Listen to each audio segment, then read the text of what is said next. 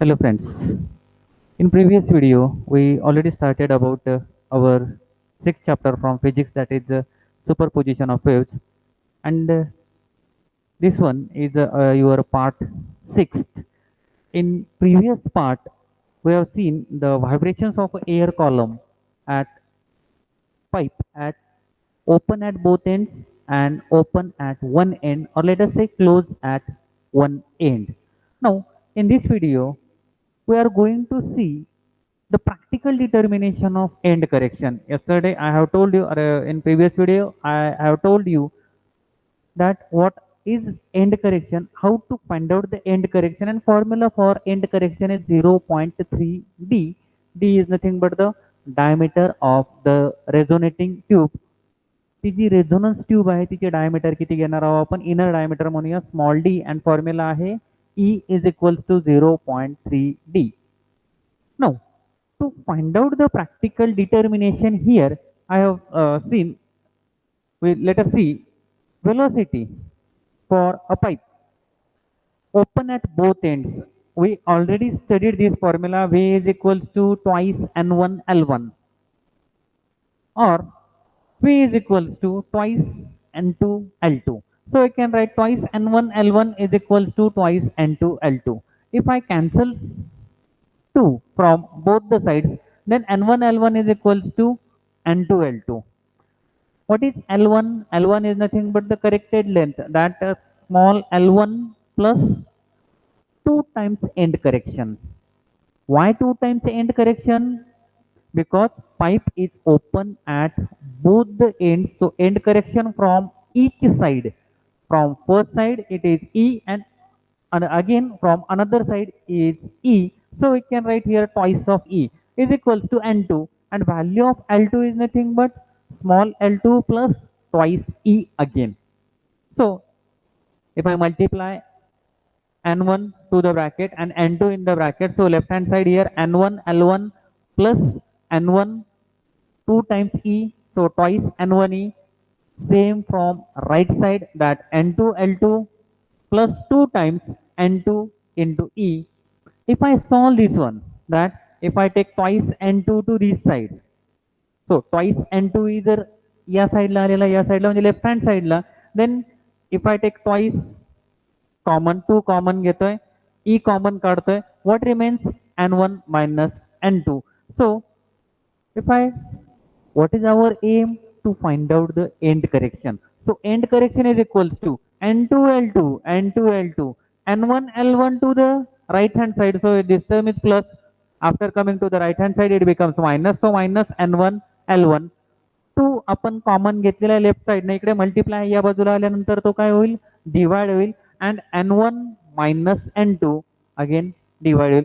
So we get the relation E is equals to N2 L2 minus N1 L1 divided by 2 times N1 minus N2.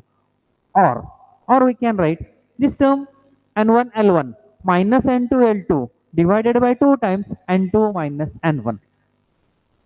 Twice N2E we are taking to the left hand side. If I take twice N1E to the right hand side, twice N1E to right hand side, then it becomes N2 minus N1.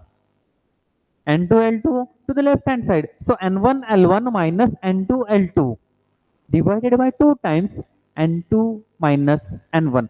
Or here I write E is equals to, same relation. This is for practical determination of end correction when the pipe is open at both ends. If the pipe is closed at one end, then the relation we are going to see this relation with the help of PowerPoint. PowerPointच्या साहाय्याने आपण तो बघूया. आता हा माझ्या मते लक्षात आला असेल तुमच्या की ओपन पाईप साठी काय घेतलेला आहे, ट्वाइस ई घेतलेला आहे. So we can write here, see the same relation आपण इथे घेणार आहोत. Determination of end correction open at both ends, दोन्ही बाजूला ओपन जर असेल तर एंड करेक्शन 2 टाइम्स असेल. सो 2E हा फॅक्टर इथे आलेला आहे. So here we can write N1 L1 multiply केलेला आहे. इथे ज्या स्टेप्स आहेत त्या डायरेक्ट घेतलेल्या आहेत, टेक्स्टबुक मध्ये पण डायरेक्ट आहे. डायरेक्ट कशा आलेल्या आहेत यासाठी मी ब्लॅकबोर्डवर आणखी एक स्टेप वाढवलेली आहे. मल्टिप्लाय करा. ईच्या टर्म एका बाजूला घ्या, आयदर लेफ्टला घ्या किंवा राईटला घ्या. त्यावरनं तुम्हाला एंड करेक्शनसाठी फॉर्म्युला येईल that n1 l1 minus n2 l2 divided by 2 times n2 minus n1 or is equals to n2 l2 minus n1 l1 divided by 2 times n1 minus n2. Now for a pipe closed at one end, जर close असेल तर आपण relation पाहिलं होतं की close कसं असणार आहे, 4 टाइम्स असेल. So velocity is equals to 4nl. So we can write for the first mode it is 4 times n1 l1 is equals to 4 times n2 l2. 4 gets cancelled and we get n1 l1 is equals to n2 l2. Here 2e हा factor येणार नसून फक्त काय येईल, e येणार आहे, because pipe is closed at one end. So and correction फक्त एकाच बाजूने असणार आहे, ज्या साईडने तो पाईप ओपन असणार आहे. So we can write n1 l1 plus e n2 l2 plus e. परत एकदा सेम मॅथमॅटिकल ट्रीटमेंट आहे. n1 ने आतमध्ये मल्टिप्लाय केलंय लेफ्ट हँड साईडला, राईट हँड साईडला n2 ने ब्रॅकेटमध्ये मल्टिप्लाय करतो. ईच्या टर्म एका साईडला घेतो, आयदर लेफ्टला घ्या और राईटला घ्या. And we get the relation E is equals to n1 l1 minus n2 l2 divided by n2 minus n1 or n2 l2 minus n1 l1 divided by n1 minus n2. दोन्हीसाठी relation आहे. त्या ठिकाणी डिनॉमिनेटरला 2 आलेला आहे कारण तो common factor होता. इथे डिनॉमिनेटरला 2 आलेला नाही कारण इथे एंड करेक्शन एकाच साईडने असणार आहे. This one is the practical determination of end correction. Now yesterday I have told you that today we are going to see again some harmonics concepts related to harmonics and overtones, that is modes of vibration of a string. Let us say modes of vibration of a string. To study the modes of a vibration of a string, let us say that one string is tied to a rigid support in between two rigid supports. साधं example तुम्हाला घेता येईल की एक दोरा वगैरे घेतलेला आहे आणि तो दोरा काय केलेला आहे, मी दोन भिंतींना किंवा दोन रिजिड सपोर्टला मी काय करतोय, टायअप करतोय. बघा modes of vibration.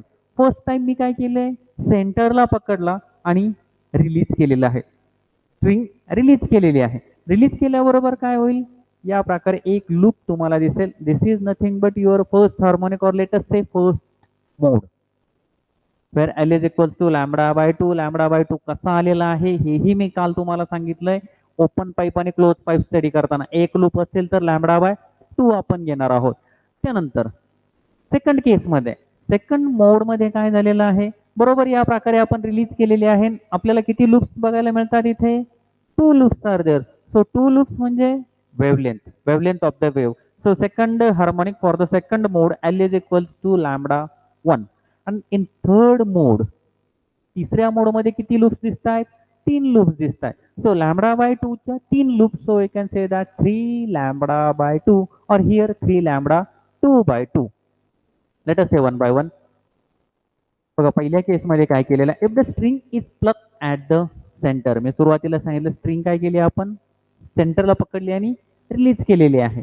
String vibrates in the manner as shown in figure. खाली फिगर पण दिलेली आहे, या ठिकाणी फिगर असेल. फंडामेंटल और फर्स्ट हार्मोनिक म्हटलेलं आहे. 2 nodes and 1 antinode. Antinode at the center and node at the rigid support म्हणूया आपण याला. This mode is nothing but the fundamental mode. Here again n is nothing but the frequency, lambda be the wavelength, length of the loop L is equals to lambda by 2. एक loop आहे, half of the wavelength, so we can write it, lambda is equals to, after coming to the left hand side, lambda is equals to twice L. N is equals to again V by lambda.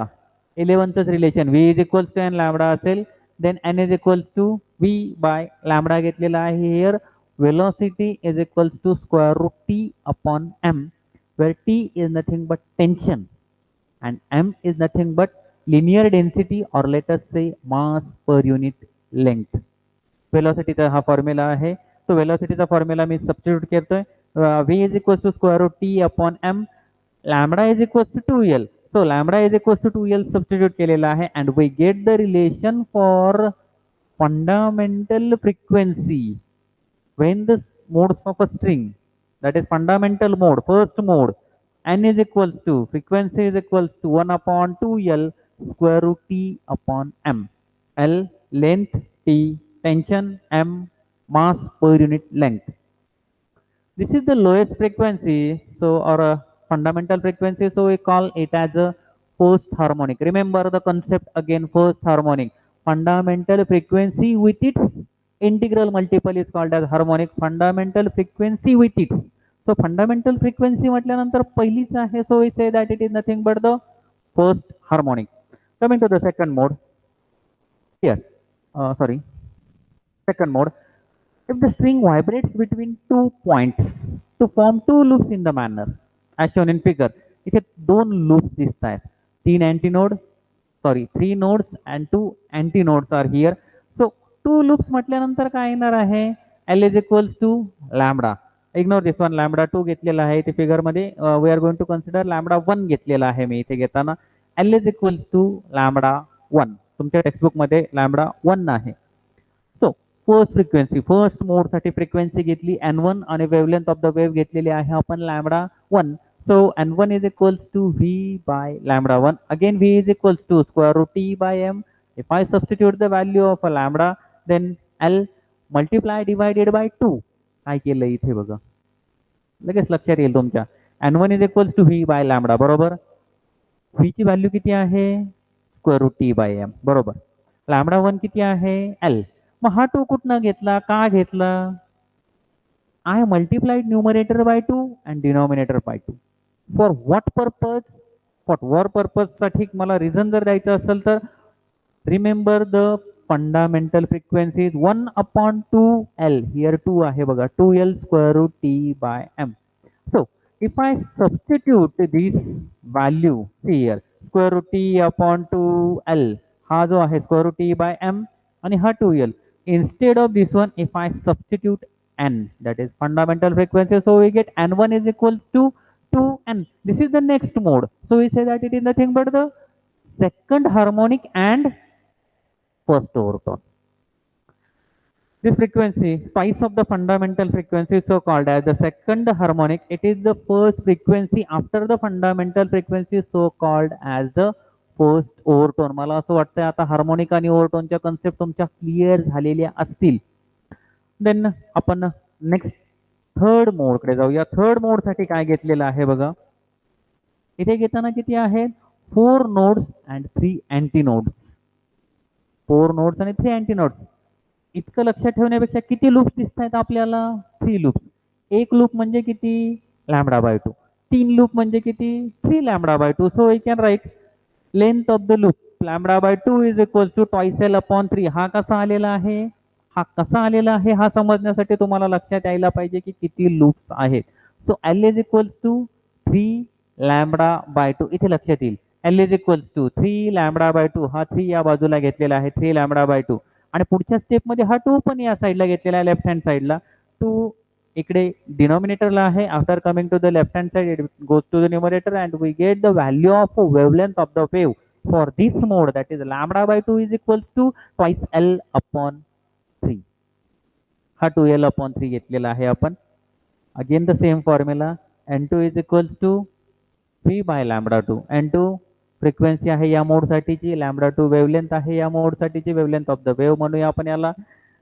So n2 is equals to, again I substitute the value of v. v ची value मी substitute केली, ती किती आहे? Square root T by M. Lambda 2 twice L upon 3 इथे find out केलेला आहे, value put केली. हा 3 डिनॉमिनेटरच्या डिनॉमिनेटरला आहे, so it goes to the numerator and we get the formula for second mode, frequency of the second mode, that n2 is equals to 3 times square root t upon m divided by twice of L, which is nothing but fundamental frequency. So we can write n2 is equals to 3n. So n2 is equals to 3n. So we say that it is nothing but the third harmonic, 3n, third harmonic. What about overtone? Yes, it is nothing but the second overtone. First overtone नंतर आलेली frequency आहे, so this one is a second overtone. लक्षात येते आता harmonic आणि overtone. This is modes of vibration of a string. Last year 2 वर्षापूर्वी यावर एक 4 मार्क्ससाठी आय थिंक क्वेश्चन आलेला होता की modes of vibration on a string. Explain modes of vibration on a string. खूप सोपं आहे बघा, सहजासहजी तुम्हाला लिहिता येईल. फक्त लक्षात राहायला पाहिजे की फर्स्टसाठी एक लूप आहे पहिल्या मोडसाठी, तिथे वेवलेंथ किती घेतलेली आहे λ/2. सेकंडसाठी किती लूप्स आहेत, 2 आहेत, म्हणजे L is equals to lambda. आणि थर्ड मोडसाठी जो आता आपण पाहिलेला आहे किती लूप्स आहेत, 3 लूप्स आहेत. So L is equals to 3 λ/2 घेतलेला आहे.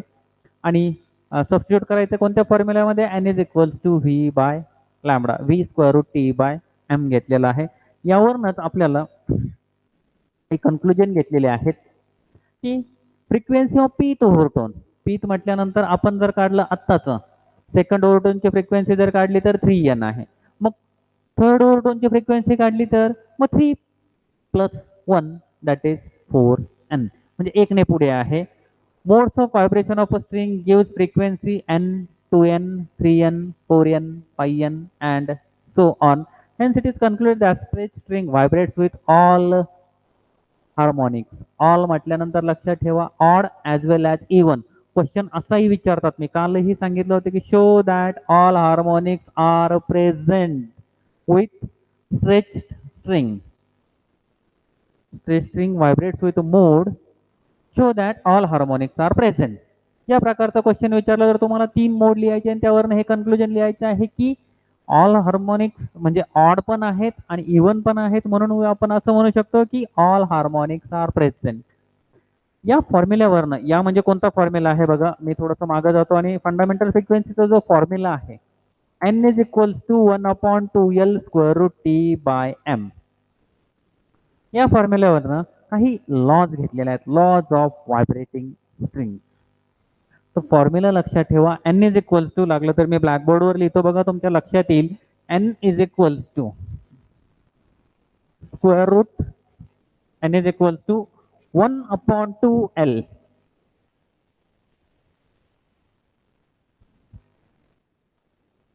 So here we can write N is equals to 1/2L. थोडंसं अक्षर मोठं करतो म्हणजे लक्षात येईल तुम्हाला. √T/m.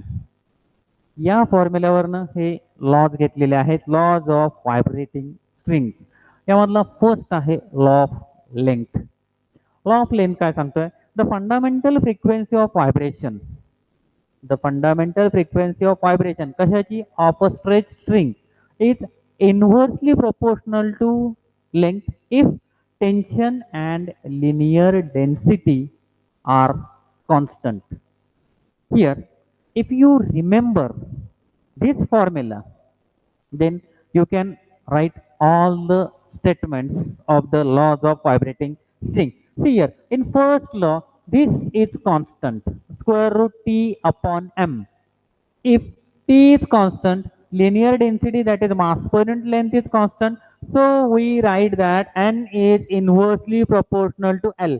To मॅथमॅटिकल कॉन्स्टंट आहे, न्यूमरिकल आहे, त्यामुळे तो आपल्याला काय करता येईल, व्हॅल्यू आहे numeric value. So 2 is a constant, so we can write N is inversely proportional to L. That frequency is inversely proportional to length. In general we can write NL is equals to constant. Second घेतलेला आहे law of tension. Law of tension मध्ये काय सांगतात, the fundamental frequency of a vibration of a string is directly proportional to square root of tension, and the condition is if linear density and vibrating length. परत एकदा मला सांगता येईल बघा, आता काय कॉन्स्टंट ठेवलाय, आता कॉन्स्टंट ठेवलेला आहे L आणि M. So we can write N is directly proportional to square root of T. That frequency is directly proportional to square root of tension. In general, we can write N/√T is equals to constant. This law of length and law of tension we are going to study in lab. दोन practical आहेत आपल्याला यावर. तो sonometer ज्यावेळी येईल त्यावेळी मी थोडंसं तुम्हाला सांगेन. थर्ड वन आहे law of linear density, that is law of mass per unit length. आता बघा, आपण अगोदर काय काय कॉन्स्टंट ठेवलंय, अगोदर कॉन्स्टंट ठेवलंय आपण फर्स्ट केस मध्ये ठेवला T/m. मग आपल्याला आला लॉ ऑफ लेंथ, त्यानंतर L आणि M कॉन्स्टंट ठेवलं, आपल्याला आले आहे law of tension. Now we are going to keep a constant L and T and we get the law of mass or linear density, square root of m, that frequency is inversely proportional to square root of linear density. The fundamental frequency of vibrations of a string is inversely proportional to square root of linear density if vibrating length L and tension T are constant. खाली घेतलेले आहे बघा, इथे सांगितलंय n is inversely proportional to square root of m, जो मी तुम्हाला blackboard वर पण सांगितलेला आहे. Or in general, if I take square root m to this side, n into root m is equals to constant. किंवा काही ठिकाणी असं लिहिलेले आहे की m आणि n चा स्क्वेअर घेतलेला आहे, टेक्स्टबुक मध्ये नाही, दुसऱ्या बुक मध्ये आहेत. Or we can write here m. What is m? M is nothing but the linear density, that is mass per unit length. Here mass per unit length. Mass is nothing but density into volume. Volume pi r square L. 9th चा formula आहे, pi r square L घेतलेला आहे. L gets cancelled and we get m is equals to rho pi r square, where rho is nothing but density. If material of a string is constant, material of a string constant म्हटल्यानंतर density जर constant असेल, density constant असेल, then we can write n is inversely proportional to r. Bracket मध्ये सांगितलंय बघा, if rho1 is equals to rho2. And if material of the string are different and radius is the same, then we can write the frequency is inversely proportional to square root of density. These are the laws of vibrating strings. Then after coming to the next topic, this is sonometer. आता हे जे lodge घेतलेले आहेत यामधले पहिले दोन lodge जे आहेत, that is law of length आणि लॉ ऑफ टेन्शन. हे दोन लॉज जे आहेत ते आपण लॅबमध्ये बघणार आहोत. थर्ड लॉ ॲक्च्युली प्रॅक्टिकलमध्ये नाही, थिअरीमध्ये आहे पण प्रॅक्टिकल नाही आहे त्यावर तुम्हाला. पण हे सोनोमीटर 1 आणि सोनोमीटर 2 मध्ये लॉ ऑफ लेंथ आणि लॉ ऑफ टेन्शन आपण बघणार आहोत. सोनोमीटर म्हणजे काय आहे यासाठी this one is a diagram for the sonometer. मग इथे एक साऊंड बॉक्स घेतलेला आहे, दोन आपण याला होल म्हणूया, दोन होल आहे या ठिकाणी. इथे ए आणि बी जो लिहिलेला आहे बघा, इथं पी आणि क्यू म्हटलेला आहे. This is nothing but the bridges of the sonometer. आणि या हुकला एक स्ट्रिंग टायअप केलेली आहे, या ब्रिजवरनं पुलीच्या सहाय्याने खालच्या बाजूला सोडलेली आहे. One string is tied to this hook and with the help of this pulley some weight is attached. आता काय करायचं आहे बघा, if this one is a tuning fork. हा ट्युनिंग फोर्क आहे. ऍक्च्युली ट्युनिंग फोर्क आपल्याला काय करायचं आहे, त्या साऊंड बॉक्स जो म्हटलेला आहे दिस इज सोनोमीटर बॉक्स, या साऊंड बॉक्सवर याचा जो स्टेम आहे हा आपण काय करणार आहोत, पुट करणार आहोत. आणि एक पेपर रायडर यावर ठेवतो आपण, इथे आर ने दाखवणार, लाईट पेपर रायडर घ्यायचा आहे, त्यावर ठेवायचा आहे, त्या स्ट्रिंगवर आपण ठेवणार आहोत. रबर पॅडला आपण ट्युनिंग फोर्क हिट करणार आणि इथे पुट करणार. जर ही लेंथ, ही म्हणजे कोणती, length between the bridges and frequency matches unison, then the paper rider thrones off. This is the condition for the resonance. ही मी तुम्हाला अगोदर सांगितलेली आहे रेझोनन्सची कंडिशन काय आहे, की दोन्ही फ्रिक्वेन्सी मॅच झाल्या, दोन्ही फ्रिक्वेन्सी मॅच झाल्या म्हणजे अँप्लिट्यूड मॅक्सिमम होईल. आणि अँप्लिट्यूड मॅक्सिमम झाल्यानंतर हा पेपर रायडर काय होतोय, खालच्या बाजूला पडतोय. So we say that product, कोणाचा product, n that is frequency आणि l vibrating length is constant. म्हणजे आपण जर ट्युनिंग फोर्क चेंज केला तर लेंथ चेंज होणार आहे. मग फ्रिक्वेन्सी वाढत चालली की लेंथ काय होते, कमी होते, but product remains same. So we say that law of length is verified, that nl is equals to constant. Here we are not changing the string and not changing these slotted weights. That is law of length. ते सांगतो आपल्याला की t आणि m आपण काय ठेवलेला आहे, constant ठेवलेला आहे. So we can say that nl is equals to constant, that law of length is verified. Then for the law of tension, law of tension साठी काय करणार आहोत आपण. आता लॉ ऑफ टेन्शन म्हटल्यानंतर काय कॉन्स्टंट आहे, तर लॉ ऑफ टेन्शन म्हटल्यानंतर आपण ठेवणार आहोत एल आणि एम कॉन्स्टंट. एल आणि एम कॉन्स्टंट ठेवण्यासाठी लेंथ जी आहे ती व्हॅरी करण्यासाठी आपण फर्स्ट वन काय करूया, एन कॉन्स्टंट ठेवूया. एकच ट्युनिंग फोर्क घेतो मी, एक ट्युनिंग फोर्क घेतो, आणि हे जे स्लॉटेड वेट्स आहेत ते आता काय करतोय, चेंज करतोय. मग असं लक्षात येतंय की n is directly proportional to square root of t. N is directly proportional to square root of t. If I plot the graph of frequency and tension, then the graph is a straight line passing through the origin. If I plot the graph of frequency and square root of a tension, or t and n square, t आणि n square चा जर मी graph plot केला तर तो straight line असेल passing through the origin. So we say that n is directly proportional to square root of t. Thus we say that law of tension is verified. यानंतर आपल्याला beats नावाचा एक concept आहे. तो जो बीट्स आहे तो आपण पुढच्या लेक्चरला घेणार आहोत. आता जर बीट्सचं रिलेशन घ्यायचं म्हटलं तर इट इज नॉट पॉसिबल. बीट्सचं रिलेशन थोडंसं मोठं आहे. तो आपण उद्याचा जो तुम्हाला व्हिडिओ येईल, याच्या पुढचा जो व्हिडिओ येणार आहे त्या व्हिडिओमध्ये दिसेल. तोपर्यंत आजचे जे रिलेशन्स आहेत, modes of vibration of string, he concept व्यवस्थित थोडीशी प्रिपेअर करा. यावर क्वेश्चन तुम्हाला 3 पैकी एकावर क्वेश्चन नक्कीच येणार आहे. 3 म्हणजे कोण? Either open pipe or close pipe. Close म्हणजे close at one end, open pipe म्हणजे open at both end. And म्हणण्यापेक्षा मी ऑर म्हणतो. 3 पैकी कोणताही एक, पाईप ओपन असेल, क्लोज असेल, किंवा आजचा जो घेतलेला आहे मोड्स ऑफ व्हायब्रेशन, यावर क्वेश्चन येण्याचे चान्सेस मॅक्सिमम खूप जास्त आहेत. त्यामुळं 3ही व्यवस्थित प्रिपेअर करा. खूप सोपे आहेत हे, तुम्हाला सहजासहजी सॉल्व करता येतील एकदा लक्षात राहिल्यानंतर. आणि यानंतरचा जो टॉपिक आहे बीट्स आणि ॲप्लिकेशन ऑफ बीट्स आणि ॲनालिटिकल मेथड आहे बीट्ससाठीचे एक रिलेशन आहे. छोटासा टॉपिक आहे, तो आपण पुढच्या व्हिडिओमध्ये तुम्हाला येईल. तोपर्यंत अभ्यास करा, व्हिडिओज बघा. थँक्यू.